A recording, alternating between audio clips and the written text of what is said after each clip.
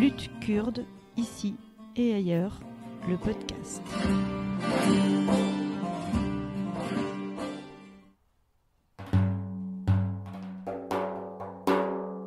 Donc bienvenue dans ce nouvel épisode du podcast Lutte kurde. Aujourd'hui, nous recevons Salih Akin. Salih Akin, bonjour. Bonjour. Donc, vous êtes professeur en analyse du discours et sociolinguistique à l'Université de Rouen. Vous êtes également directeur adjoint du laboratoire d'ILIS, qui est un laboratoire de recherche en linguistique, et vous êtes directeur de la revue Études kurdes. Aujourd'hui, on vous reçoit essentiellement pour vous parler avec vous de votre dernier ouvrage qui a été publié, qui s'appelle Introduction à la linguistique kurde, qui a été publié chez Lambert Lucas. Alors, moi, j'avoue que quand je l'ai reçu, je me suis dit, c'est quand même un gros pavé sur une question de linguistique, donc quelque chose qui est quand même assez pointu sur une langue que moi-même, je ne parle pas. Ça risque d'être un peu fastidieux à lire, et je dois dire que pas du tout. Donc, déjà, bravo pour avoir réussi ce travail de vulgarisation. Première question importante, c'est, à votre sens, est-ce qu'il est plus pertinent de parler de la langue kurde ou des langues kurdes au pluriel ? Cela dépend des points de vue ou des perspectives dans lesquelles on se situe. Donc, effectivement, l'émergence des langues standards telles qu'on les connaît en Occident, le français par exemple, l'anglais, l'allemand, ce sont des langues qui ont réduit la variation, les différentes formes dialectales avec la construction de l'État-nation. Donc cela s'est inscrit dans un processus historique et politique. Par exemple, pour le français, ça a commencé dès le XVe siècle avec le décret de Villiers-Cotterêts qui a obligé l'usage du français dans les actes civils. Ensuite, pendant la Révolution, on a accentué ce processus-là et progressivement, le français s'est imposé au détriment de ces formes dialectales et puis des langues régionales de France. Et donc, quand on regarde des langues ou des modèles de langues standards, des langues nationales en Occident, donc ce sont des modèles qui sont rattachés aux idées d'État-nation, avec une frontière, avec aussi des académies, des universités, enfin toute logistique qui soutient ces formes standards ou normalisées. Dans le cas des langues minoritaires ou minorisées, telles que le kurde, le berbère, le kabyle, les langues roms, parlées par les Roms ou tziganes, les Romani par exemple, on voit ou même le yiddish, ce qui saute aux yeux, c'est la variation. La variation parce que comme il n'y a pas d'instance nationale pour standardiser, normaliser ou pour diffuser les formes standards de la langue à travers le médium de l'école, donc dans ce cas-là, effectivement, la langue varie dans l'espace, dans le temps, mais aussi à travers les phénomènes de contact. En Turquie, par exemple, le kurde est influencé par le turc. En Syrie, en Irak, c'est l'arabe qui va exercer des influences. Au Kurdistan d'Iran, c'est le persan. Et donc, du coup, ces phénomènes de contact rajoutés au phénomène de fragmentation, aux politiques linguistiques oppressives. Donc voilà, effectivement, ça fait que la langue n'est plus une, mais se manifeste à travers plusieurs formes.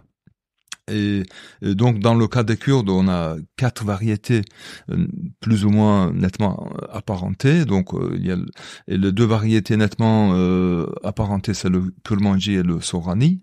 Ensuite, il y a le Zazaki de Mulki, le Hauramani, Gorani, qui sont aussi très apparentés. Donc, effectivement, on peut parler d'une langue proto-kurde, donc qui serait à l'origine de toutes ces formes dialectales, mais on peut aussi parler d'une langue, hein, comme le font certains linguistes, Clamence, Scalbert ou d'autres, même Françoise Roland, compte tenu de l'évolution de ces variétés, compte tenu aussi des politiques linguistiques dont elles font l'objet, etc. Voilà. Mais à travers cette diversité, il y a quand même une unité linguistique, c'est-à-dire quand on regarde la syntaxe, la morphologie, c'est très proche. Le patrimoine lexical est commun à 90-80%. Et donc voilà, c'est au niveau phonologie que les différences sont les plus importantes. Du coup, je suis tiraillée parce que moi, pendant cette interview, il va falloir que je dise l'un ou l'autre.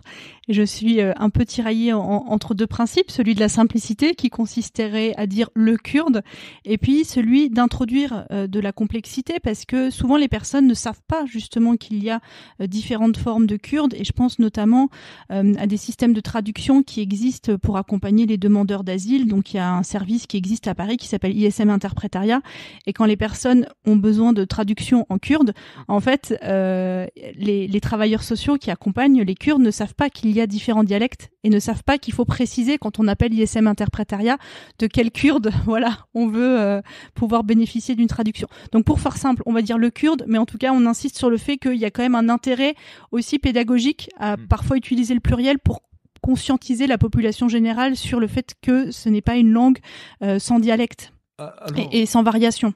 Alors, c'est un point de vue, mais généralement, même dans les cours d'appel, ils ont une liste d'interprètes assermentés, de traducteurs. Eux, ils distinguent bien le kurde Kurmanji et le kurde Sorani. Oui, dans les institutions, mais je parlais c'est plus des travailleurs sociaux, voilà, etc., qui eux sont moins au courant. Et même chez les linguistes, maintenant, on distingue, quand on parle de Kurmanji, on dit kurde Kurmanji, kurde Sorani ou kurde de Melki Zaraki, etc., Gorani. Voilà, donc... Alors, il y a un mot que vous avez employé précédemment qui, pour moi, est très intéressant. Vous avez dit une langue minorée. Alors, il y a deux termes qui, à mon sens, vous me contredirez si ce n'est pas le cas, veulent dire la même chose, qui sont minorés et minorisés, mais qui, en tout cas, s'opposent au terme minoritaire. C'est-à-dire que la langue kurde n'est pas une langue minoritaire, dans le sens où elle n'est pas parlée par peu de gens.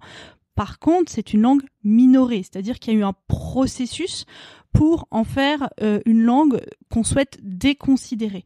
Est-ce que vous pouvez nous expliquer pourquoi vous avez dédié un chapitre de votre livre à cette question de comment les 4 pays qui recouvrent une partie du Kurdistan ont eu des politiques qui ont amené à minorer la langue kurde?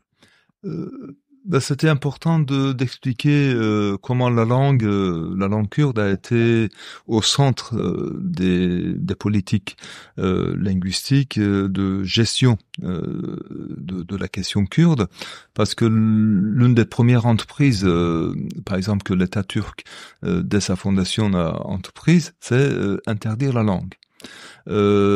Christophe Colomb, par exemple, quand il a découvert l'Amérique, il a procédé à une vaste renomination des territoires. D'ailleurs, vous dites à un moment donné, et c'est très intéressant, qu'on ne peut pas découvrir un espace où il y a déjà des gens, et que ça aussi, c'est un terme qu'il faudrait questionner. Voilà, donc tout à fait, donc entre guillemets. Et donc, en fait, la langue devient un moyen de prise de possession linguistique d'un territoire, d'une population, et donc voilà, la langue est au cœur des politiques colonialistes aussi. La présence du français en Afrique, ou la présence de l'anglais en Asie, en Inde, au Pakistan, etc. Voilà, tout ça, ça reflète cette histoire colonialiste. Et donc, dans le cas du Kurdistan, les 4 États, par contre, se sont pas positionnés de la même façon. Et juste pour revenir au concept de langue minorée ou minorisée, hein. Donc c'est une distinction par rapport à langue minoritaire, c'est une distinction qui a été établie par les chercheurs de l'école rouennaise, sociolinguistique rouennaise, Jean-Baptiste Marcellesi, Louis Guépin, et pour faire référence au processus sociopolitique de minorisation. de domination donc politique, et ses conséquences sur la gestion des langues donc dans une communauté de parole. Et donc comment ces 4 États se sont positionnés? Donc c'est la Turquie de loin qui a adopté une politique la plus répressive. En voulant carrément même ne plus utiliser le terme kurde, Kurdistan, utiliser la langue dans l'usage oral, écrit. Ensuite, en Irak, l'État a plus ou moins pratiquer une politique de laisser faire sans une reconnaissance de la langue jusqu'aux accords d'autonomie de 1970. Et donc, à partir de cette date-là, la langue kurde a été reconnue, il y a eu une éducation, et puis à partir de 91, donc les Kurdes ont pu s'autogérer leur territoire, et donc l'enseignement primaire, secondaire et même universitaire est passé progressivement à la langue, et tout ça, ça a été reconnu ensuite par la constitution irakienne de 2005. Du côté de Rojava, de Kurdistan syrien, donc jusqu'à 2012, c'était l'arabisation qui a dominé. L'arabisation des noms de lieux, aussi des territoires, parce qu'on a, prétextant un recensement démographique en 1962, le régime baathiste a déchu 300 000 Kurdes de leur nationalité, et donc ils ont perdu leur territoire, leurs maisons, leurs biens, et à leur place, ce sont les populations arabes qu'on a installées. Donc voilà, une politique d'arabisation. Et depuis 2012, et plus précisément en 2014, donc dans les cantons auto-administrés par les Kurdes, donc l'enseignement est passé progressivement à la langue kurde. Donc là aussi, il y a des perspectives intéressantes. Parmi d'autres langues d'ailleurs, c'est ça qui est intéressant, c'est-à-dire que les Kurdes ont choisi aussi de ne pas reproduire ce qu'ils ont subi. Absolument. En autorisant une pluralité de langues. Tout à fait, donc l'arménien, l'assyrien, l'arabe, donc effectivement sont reconnus et enseignés, tout comme au Kurdistan d'Irak d'ailleurs, le turkmène aussi au Kurdistan d'Irak. Et puis pour terminer sur le Kurdistan iranien, donc voilà, donc le régime a joué sur la proximité des 2 langues, puisque ce sont le persan et le kurde sont 2 langues iraniennes. Donc, il n'y a pas beaucoup de différence entre nous. Vous vous sentez très bien en persan, mais c'est oublié que, par exemple, Jina Amini a été discriminée en raison de son accent. Donc, la police a su qu'elle était kurde, d'où la répression farouche dont elle a été victime et dont elle est décédée. Et donc, les Kurdes sont toujours discriminés en Iran, et c'est un régime malheureusement pour lequel on ne trouve pas de mots pour qualifier l'ampleur de la répression, de la terreur qu'il exerce vis-à-vis de sa propre population, pas seulement kurde, mais aussi les Iraniens eux-mêmes. Alors, il y a des termes que vous employez et que j'aimerais bien que vous puissiez développer un petit peu, qui sont très intéressants, qui sont ceux de droit linguistique et de glottocide. Est-ce que vous pouvez nous expliquer pourquoi vous avez recours à cette terminologie pour parler de ce qu'a traversé la langue kurde ? Alors, on peut aussi parler d'un autre concept, c'est par exemple justice linguistique, ou l'injustice linguistique. En fait, les droits linguistiques, c'est un linguiste américain, Richard Ruiz, qui a développé 3 approches des langues. C'est-à-dire, selon qu'on considère les langues comme un problème, la première approche, selon qu'on considère les langues comme un droit, ou selon qu'on considère la langue comme des ressources. linguistique. Et donc, ce concept de droit linguistique provient un peu de cette typologie-là, qui a été intégrée dans de nombreux instruments internationaux. Il y a plusieurs chartes de l'ONU, de l'UNESCO, du Conseil de l'Europe, donc qui parlent des droits linguistiques, parce que les droits linguistiques sont des droits humains les plus élémentaires, et l'ONU a nommé un représentant, un rapporteur spécial pour les droits linguistiques. Donc c'est un collègue en ce moment qui exerce ce mandat, Fernando Varane, qui est linguiste et qui était professeur à l'université de Moncton au Canada. Donc droits linguistiques, ce sont des droits inaliénables pour les individus d'exercer les langues, leurs ressources linguistiques librement, c'est-à-dire pouvoir apprendre leur langue maternelle tout d'abord, pouvoir les utiliser dans toutes les sphères sociales, les domaines sociaux, pouvoir nommer leur territoire à travers les mots de leur langue, les points de vue de leur langue, pouvoir nommer leurs enfants avec les noms, les prénoms, etc. Pouvoir utiliser cette langue dans le marché, dans l'éducation, dans les médias, voilà, dans tous les domaines de la vie. Voilà, donc c'est un droit qui est de plus en plus pris en compte et dans une société aussi mondiale dont on voudrait qu'elle soit plus inclusive des diversités, mais aussi des diversités linguistiques. Et le concept de droit linguistique vient s'ajouter à cette approche de société plus inclusive, donc inclusive des individus, de leurs différences et de leurs ressources linguistiques. Et précisément, ces droits linguistiques sont des droits auxquels les Kurdes n'ont pas pu prétendre parce qu'il y a eu cette tentative, plus particulièrement en Turquie, de glottocide. Alors le terme, il a l'air un peu compliqué. Est-ce que vous pouvez nous expliquer ce que ça veut dire un glottocide ?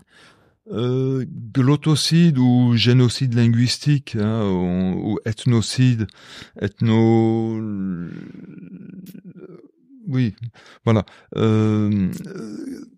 C'est constitué de deux termes, donc glotte, ça veut dire la langue, et cide, c'est ce qui tue, comme dans le génocide, cide, ou pesticide, insecticide, voilà. Donc, et dans le cas donc des politiques linguistiques, ce terme donc désigne l'entreprise délibérée de destruction d'une langue, comme on a pu détruire une grande partie de la population juive avec la Shoah ou le génocide, ou les Arméniens au début du siècle dernier.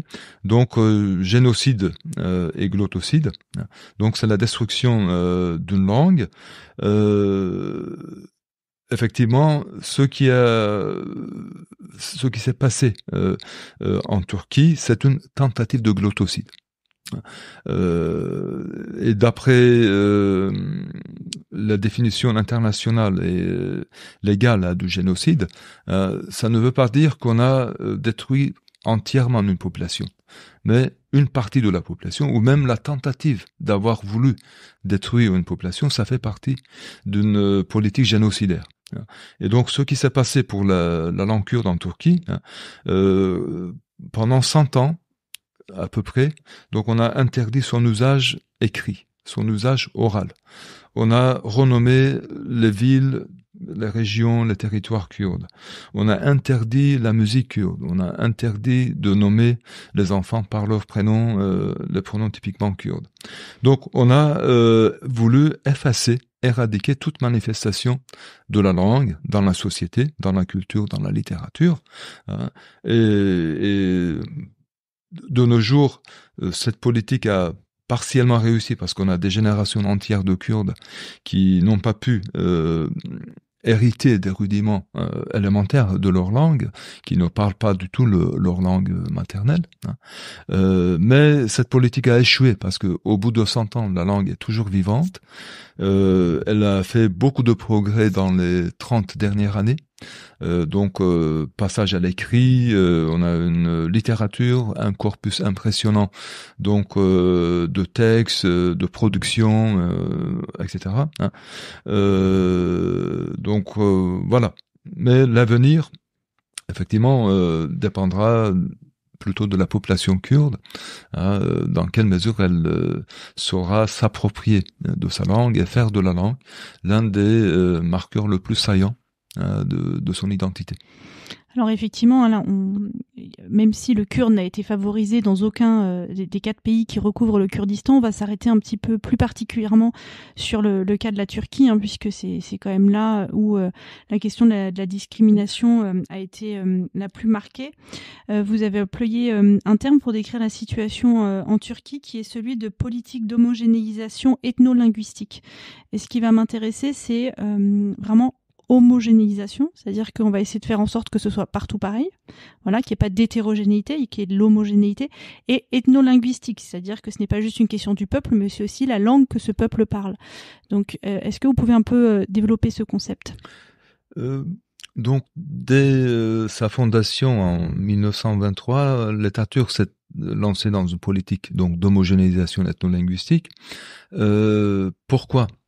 Parce que l'État turc est héritier de l'Empire ottoman, en tout cas il se considère comme tel, et l'Empire ottoman était connu notamment par sa structure cosmopolite et hétérogène.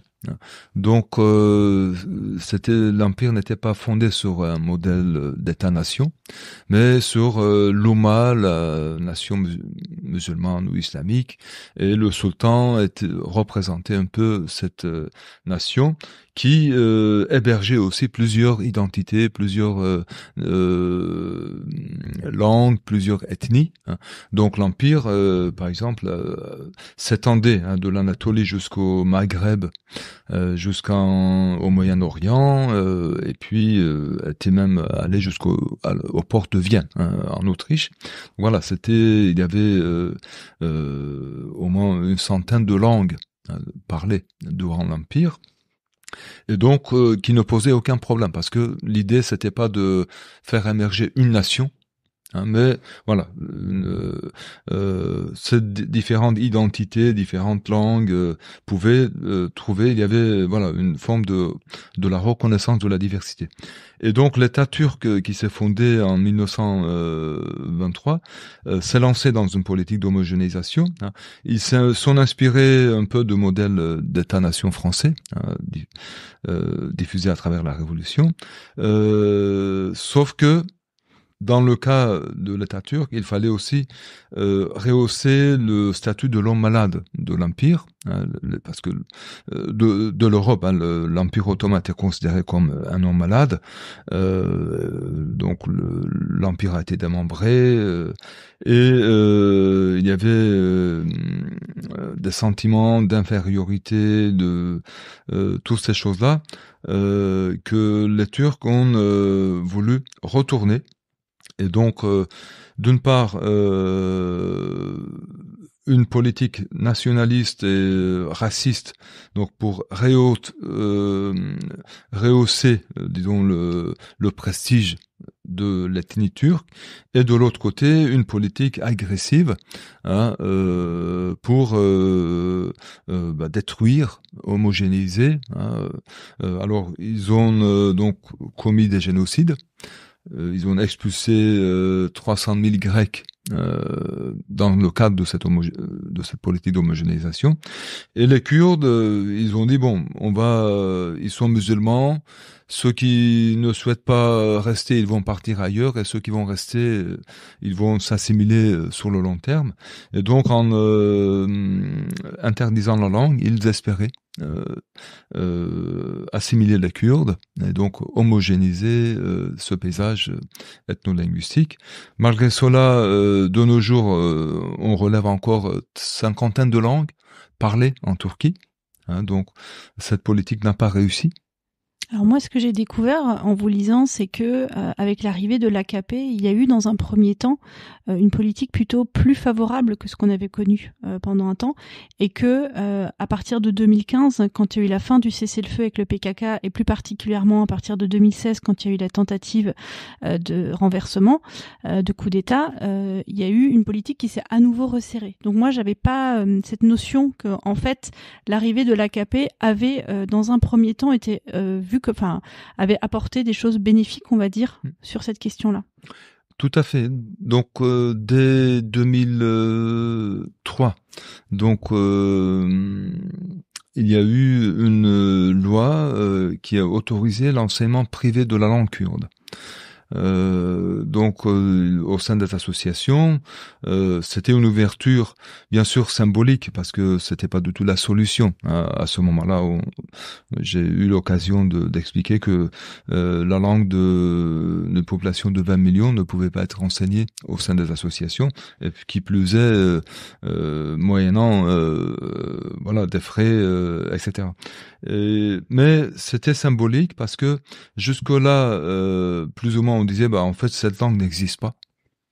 C'est un amas de mots incompréhensibles, ou alors c'est une langue complètement déformée, métamorphosée. Donc c'était une reconnaissance implicite de l'existence d'une langue. Les Kurdes n'étaient pas dupes. Ils ont, tout en pensant que c'était pas leur solution, ils ont ouvert des associations, des cours, malgré pas mal d'obstacles que l'administration kémaliste et nationaliste a adressés. Par exemple, dans un centre de langue, un centre de langue n'a pas pu être autorisé parce que la préfecture estimait que la largeur des portes n'était pas conforme à la réglementation. Voilà. Donc c'était ensuite en 2009, il y a eu l'ouverture d'une chaîne de TV, donc toujours avec sous le gouvernement d'Erdogan, une chaîne émettant 24 heures sur 24 en kurde. Avant cela, il y a eu dans plusieurs universités, à Mardin, à Van, Bingöl, etc. Il y a eu la création des chaires d'études kurdes, donc de langue, littérature. Donc effectivement, une politique volontariste qui ressortait de l'abîme une langue dont on niait l'existence, qu'on a combattu pendant des années,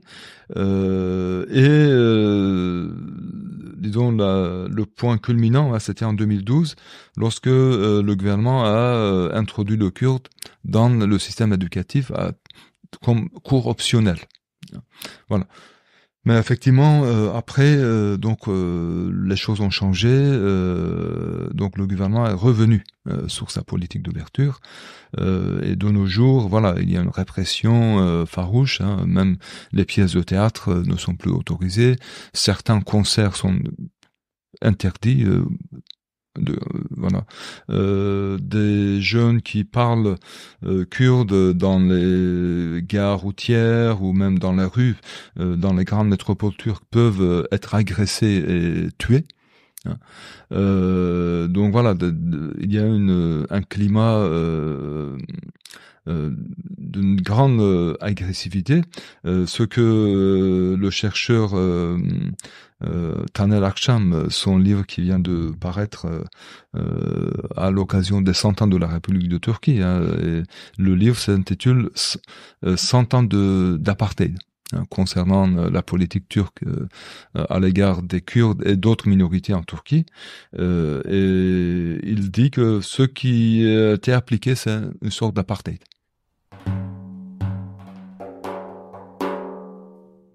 Alors il y a ce paradoxe du coup auquel a dû faire face la législation turque, qui a voulu légiférer pour interdire, mais qui en même temps voulait nier l'existence même du kurde. Donc ça veut dire qu'elle devait interdire quelque chose qu'elle ne pouvait pas nommer. Donc comment la législation a fait ce tour de passe-passe? Vous parlez de langue fantôme dans le discours juridique. Oui, donc parce que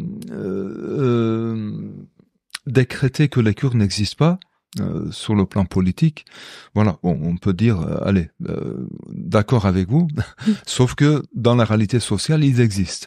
Et ils existent, ils sont une réalité sociale, une réalité linguistique, une réalité territoriale, et qui plus est, ça pose problème. Et donc, il faut en parler. Et donc, c'est à cette question-là que j'avais consacré ma thèse de doctorat en 95. J'ai soutenu, et donc ma thèse s'intitulait La désignation du peuple, du territoire et de la langue kurde dans le discours scientifique et politique turc. Et j'avais analysé dans la thèse les différentes stratégies linguistiques mises en place par l'État turc, par les scientifiques et politiques.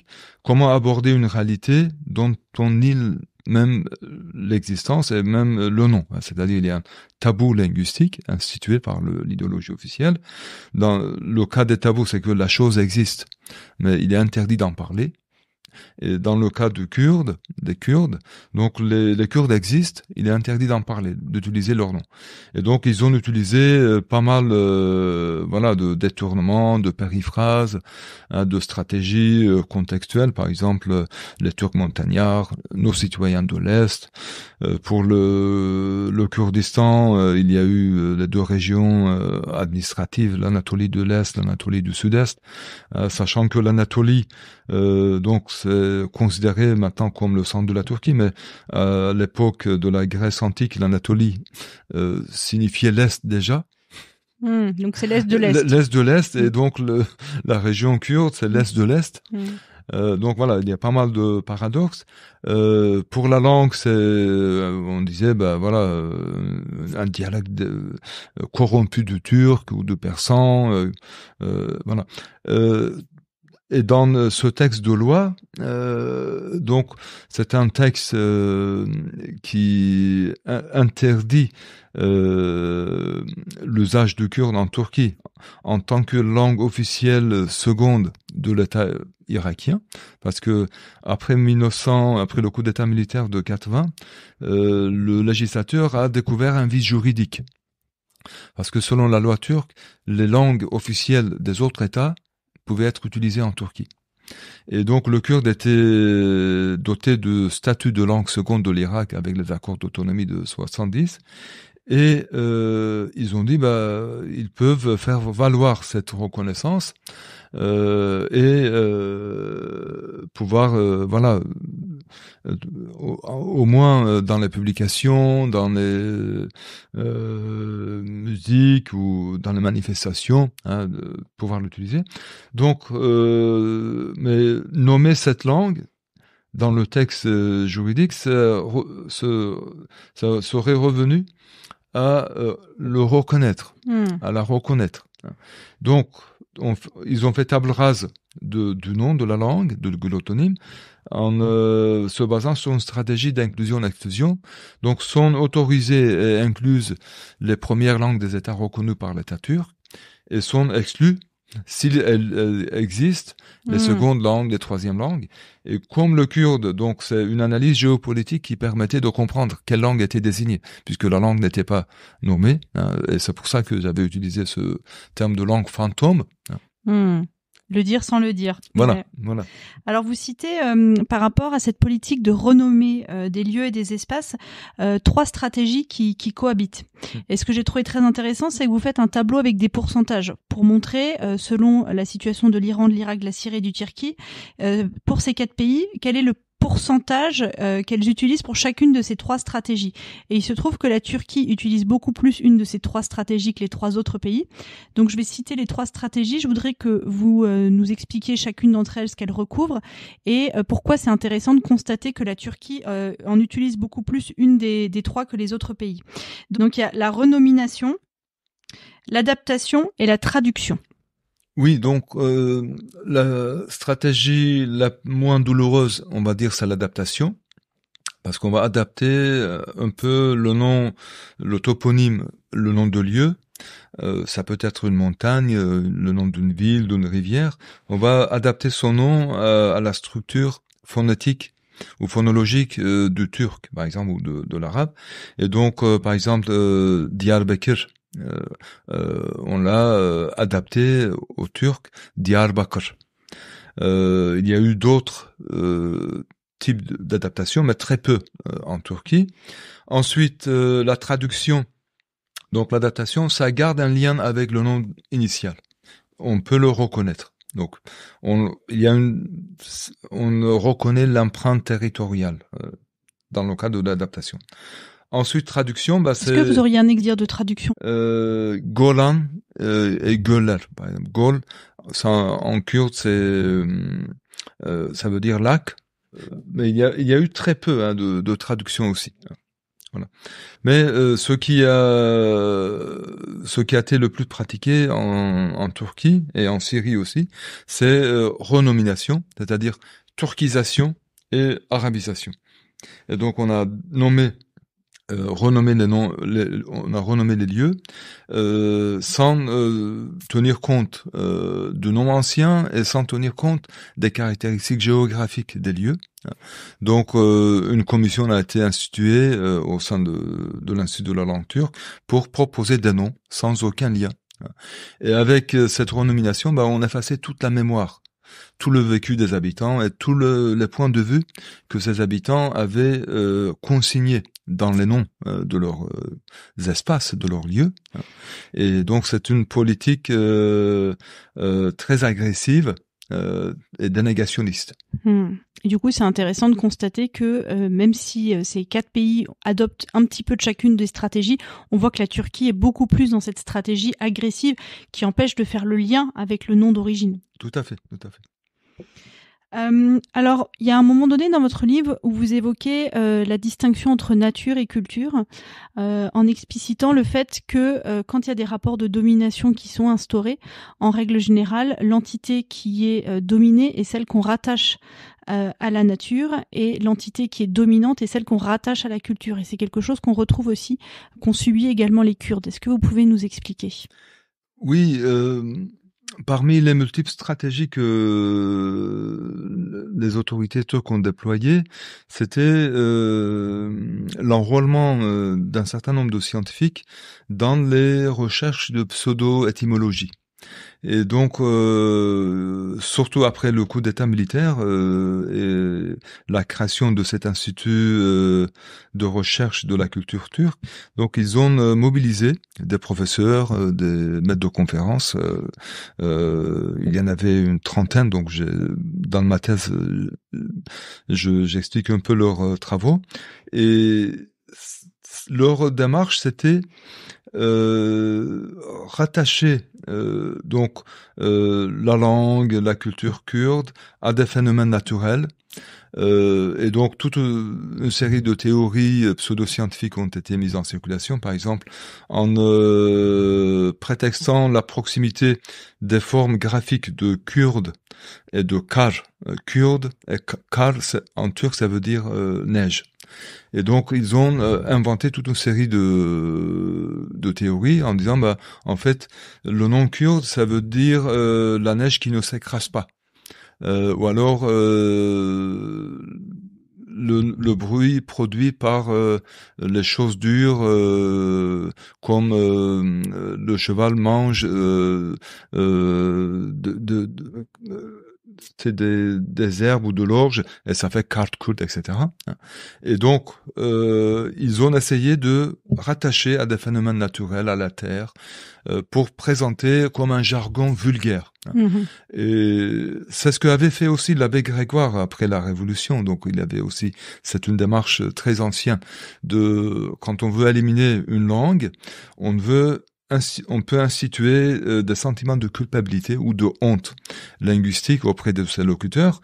Et l'abbé Grégoire, en 1794, avait fait une enquête sur les langues de France et la démarche c'était, en fait, vous voyez, votre langue est très pauvre, n'est pas armée pour expliquer une pensée complexe, claire, et alors que on a une langue, le français, qui est là, et voilà. Et donc pour les Kurdes, quand on arrive à toucher les locuteurs eux-mêmes, à leur faire reconnaître que leur langue est insignifiante, leur langue est inférieure, Leur langue n'est pas une langue. Leur langue n'est pas armée, équipée pour exprimer des choses. Et si ces locuteurs-là intériorisent cette infériorité supposée de leur langue, c'est qu'ils ont réussi. Et c'est aussi que ça va induire que dans les familles, la transmission va moins se faire. Tout à fait. Parce qu'on va rattacher cette idée que la langue est insuffisamment noble et qu'il vaut mieux privilégier l'apprentissage d'une langue pour laquelle on a de la considération, qui est une considération construite, en fait. Tout à fait. Alors, quelles ont été, face à toute cette adversité, quelles ont été les stratégies qui ont été adoptées par les Kurdes et peut-être plus particulièrement aussi par la diaspora qui réussissait du fait de son emplacement géographique à échapper à toutes ces interdictions pour tenter de préserver la langue kurde? Donc la diaspora a joué un rôle très important dans la revitalisation de la langue, la transmission, dans le développement de la littératie, c'est-à-dire le passage d'une langue marquée longtemps par l'oralité, le passage à l'écriture. Et l'école de Stockholm à partir des années 80 donc a joué un rôle très important avec l'aide et le soutien des gouvernements suédois successifs. Après le coup d'État militaire de 80, donc l'Europe a accueilli une diaspora plus politisée parce que l'immigration kurde était beaucoup plus ancienne, des années 1950-60 déjà. Il y avait des Kurdes qui arrivaient mais en tant que travailleurs immigrés. À l'époque, la France, l'Allemagne, les pays de Benelux, au sortir de la Deuxième Guerre mondiale, avaient besoin de la main-d'œuvre étrangère. Mais progressivement, la nature de cette immigration est devenue politique avec les événements politiques qui se sont déroulés au Kurdistan, la campagne Anfal au Kurdistan irakien, la révolution islamique en Iran, etc. Et donc, ces Kurdes qui ont intégré la diaspora étaient souvent des activistes, c'était des instituts, des journalistes, il y avait certains, c'était des dirigeants de partis politiques clandestins. Et donc, ils ont trouvé dans la diaspora les moyens matériels et liberté. Et le soutien aussi des États. Ils ont dit, on a perdu un combat, mais au moins on essaie de sauver notre langue. On essaie de documenter notre langue, notre culture, parce que la langue est le support de notre culture. Et ils ont en grande partie réussi leur pari, parce que grâce à leurs travaux, par exemple le Kurmanji notamment, parce que le Sorani était déjà pris en charge en Irak avec des académies et des universités, mais pour la variété Kurmanji, le kurde Kurmanji, donc c'est vraiment le rôle de la diaspora qui a permis son passage à l'écriture, qui a permis le développement d'une écriture scientifique. Un discours politique, on peut le tenir aujourd'hui en Kurmanji, ce qui n'était pas du tout évident il y a 40 ans. Aujourd'hui, on a des revues même de psychologie, le vocabulaire de la psychologie exprimé en Kurmanji, la mathématique en Kurmanji, le vocabulaire philosophie en Kurmanji. Donc voilà, la diaspora a jeté les bases de ce développement qui s'est poursuivi dans les années 2000-2010 en Turquie, pendant cet intermède de démocratique, mais de nos jours, on revient encore en diaspora parce que on voit que les conditions d'exercice donc des libertés se sont réduites.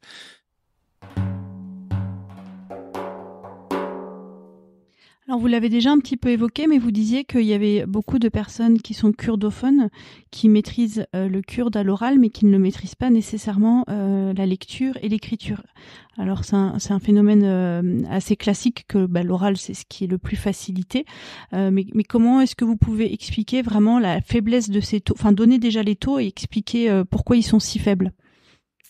Tout simplement, il n'y a pas eu d'éducation. Donc, ce qui frappe, par exemple, quand on compare un Kurde de Turquie et un Kurde d'Irak, quand ils parlent, c'est la fragilité des Kurdes de Turquie. Rien, même à l'oral, parce qu'ils ne sont pas sécures quand ils parlent. Voilà, c'est tout le poids de la politique assimilationniste, de l'insécurité linguistique, de la honte. Et quand un Kurde d'Irak ou même d'Iran parle, ils sont sûrs. Ils parlent, ils n'ont pas du tout, ils vont pas chercher leurs mots, ils vont pas dire est-ce que le mot que j'utilise est correct ou pas, ou voilà. Et c'est-à-dire l'insécurité se manifeste aussi à l'oral, mais à l'écriture c'est encore plus remarquable parce que à part des cercles d'activistes militants très mobilisés et qui ont fait le travail d'apprendre par eux-mêmes ou d'aller suivre des cours dans des associations ou etc. Malheureusement, l'immense majorité des Kurdes n'a pas pu apprendre. Des Kurdes de Turquie, je parle, n'a pas pu apprendre la langue par le médium de l'éducation. De nos jours, il y a des Kurdes qui ne maîtrisent pas du tout la langue. Il y a des Kurdes qui ont une maîtrise partielle, ou des rudiments. Donc on a un vaste éventail de types de locuteurs. Mais effectivement, il y a des Kurdes, notamment ceux qui naissent, grandissent à Istanbul dans les grandes métropoles de Turquie. Voilà, c'est le cas d'une écrivaine et comédienne, Sultan Ulutas Alopé, je sais pas si vous avez entendu parler, qui a écrit, donc elle est née d'un couple kurde-turc, donc son père est kurde et sa mère turque, et donc elle raconte dans son livre intitulé La langue de mon père, comment elle a vécu cette honte quand elle était scolarisée à Istanbul dans les écoles, rien que de dire que son père était originaire d'une ville kurde.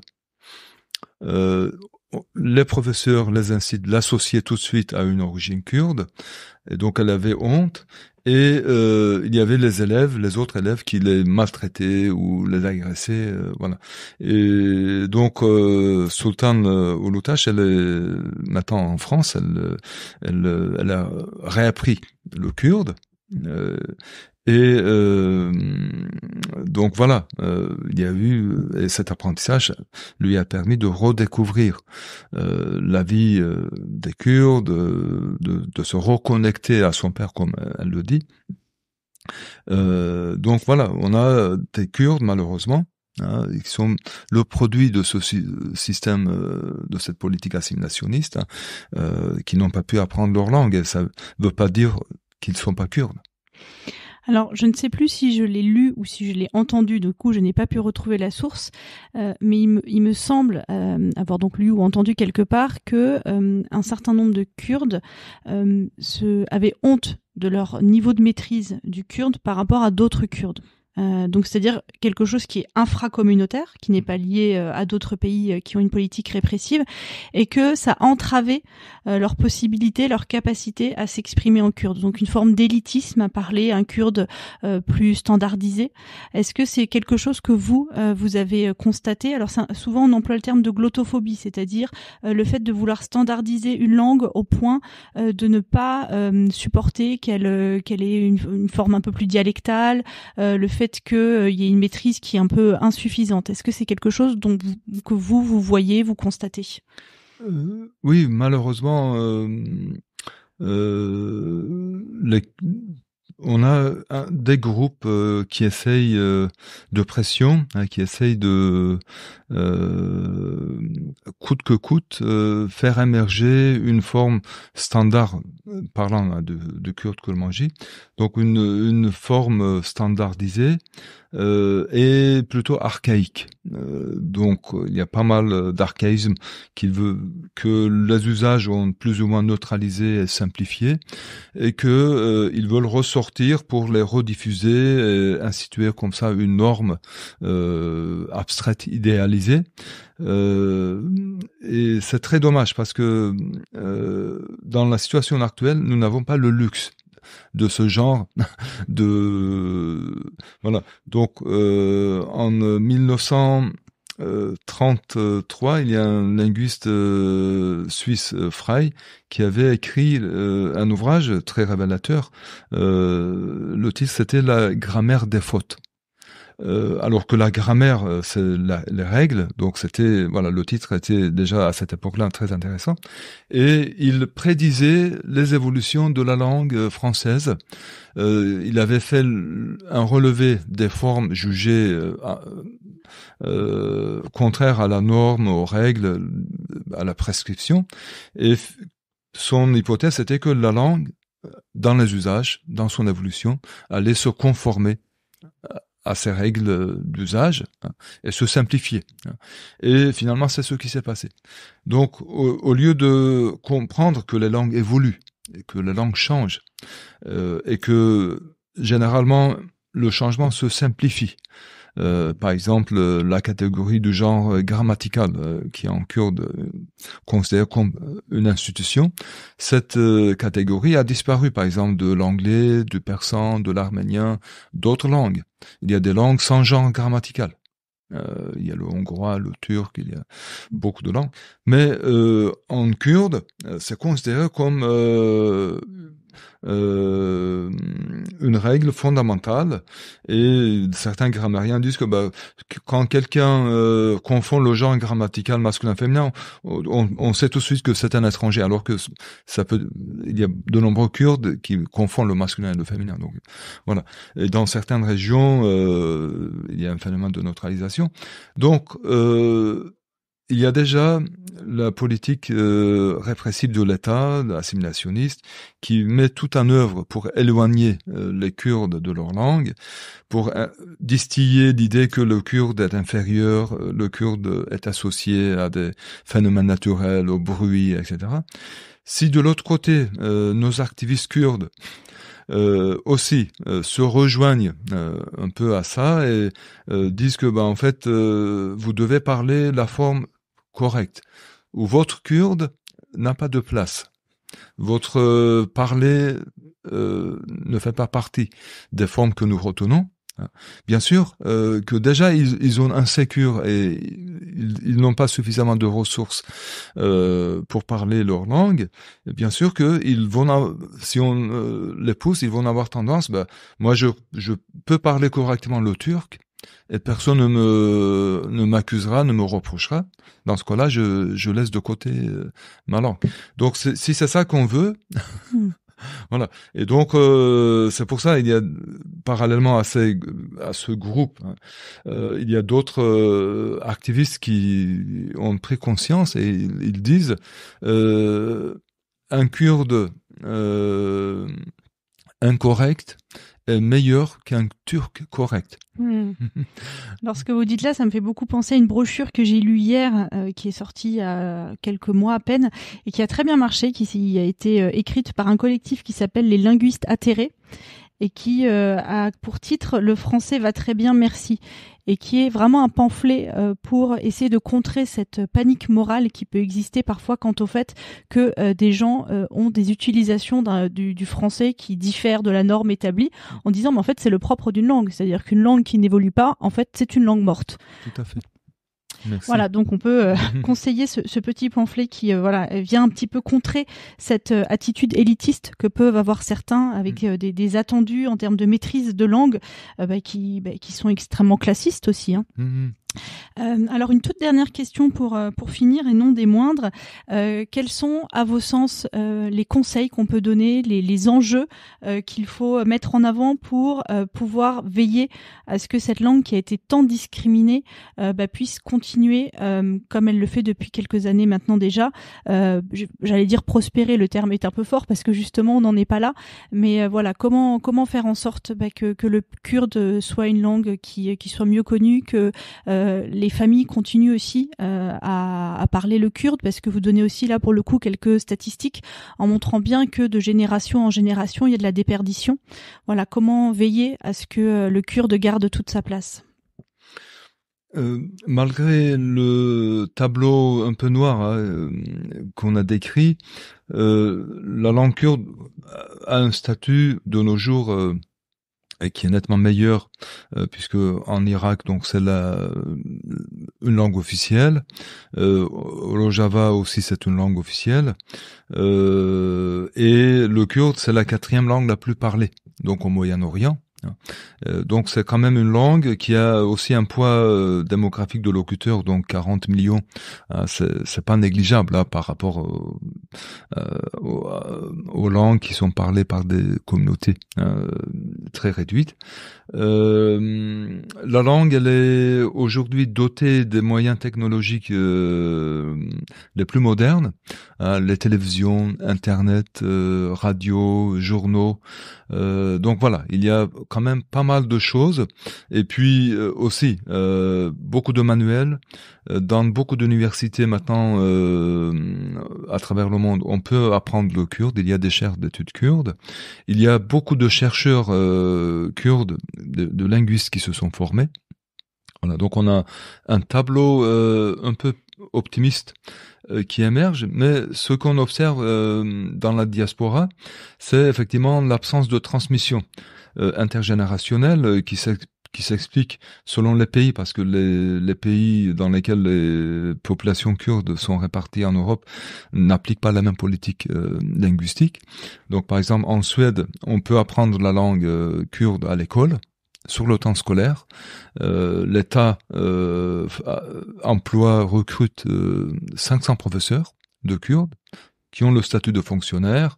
Ils ont mis au point des méthodes, des manuels, des dictionnaires. Donc, à la radio publique suédoise, il y a des émissions en kurde, à la télé publique. Voilà, donc il y a une reconnaissance et en Suède, par exemple, la transmission intergénérationnelle est très très bien parce que il y a une prise en charge de l'apprentissage de la langue par l'école. Mais du coup, les familles ne peuvent que favoriser et aider leurs enfants qui reçoivent les rudiments grammaticaux, etc. à l'école et dans la famille et le réseau des relations sociales. Donc la langue, voilà. En France, ce n'est pas le cas. Il n'y a aucune possibilité d'enseignement, mais on va dire que aussi le sort des langues régionales n'est pas du tout satisfaisant.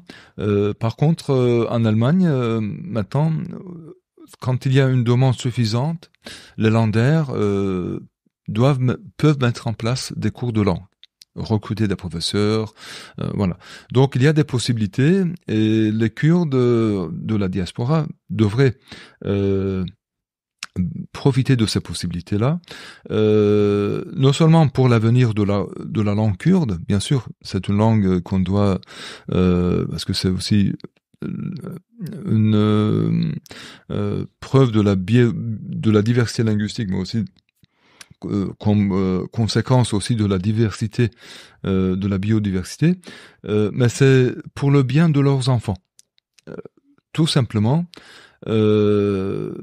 d'après les recherches scientifiques, et c'est pour cela que la Suède a mis en place cet enseignement des langues d'origine, d'après ces recherches, les enfants qui apprennent leur langue d'origine peuvent apprendre la langue du pays d'accueil mieux. Ils réussissent mieux leur scolarité. Ils sont plus ouverts à l'altérité. Apparemment, ils commettraient moins de délits. Ils sont plus puisqu'ils peuvent établir des liens avec leurs grands-parents, leur culture d'origine. Du coup, sur le plan identitaire, ils sont plus stables. Donc, il n'y a que des bénéfices de l'apprentissage de plusieurs langues, mais parmi les langues qu'on peut apprendre, la plus importante, c'est la première langue, parce que c'est à partir de cette langue-là qu'on va voir les autres langues. C'est une grille de lecture-perception qu'on va donner et qui va un peu structurer le parcours langagier des enfants. Donc les autres langues du pays d'accueil, le français en France, l'allemand en Allemagne, etc., peuvent venir s'ajouter sur ces répertoires linguistiques que les enfants peuvent cumuler sans aucun problème. C'est-à-dire on peut apprendre 3 langues, 4 langues, 5 langues, 6 langues sans aucun problème. Il suffit que les enfants soient au contact de ces langues-là.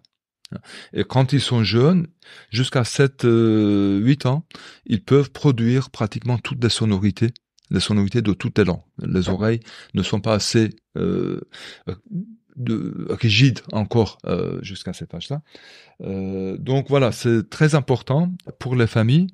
C'est pour le bien de leurs enfants.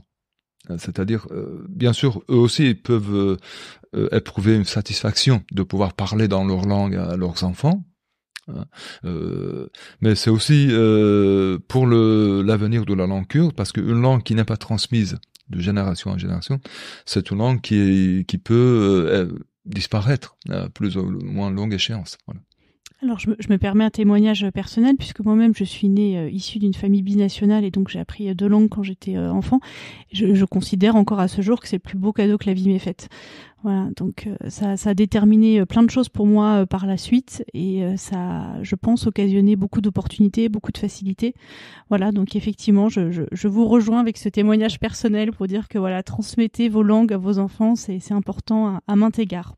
Donc on rappelle pour finir le titre de votre ouvrage, donc Introduction à la linguistique kurde, vous êtes Sally Akin, et donc c'est publié chez Lambert Lucas, et on peut aussi retrouver vos écrits en lisant Études kurdes.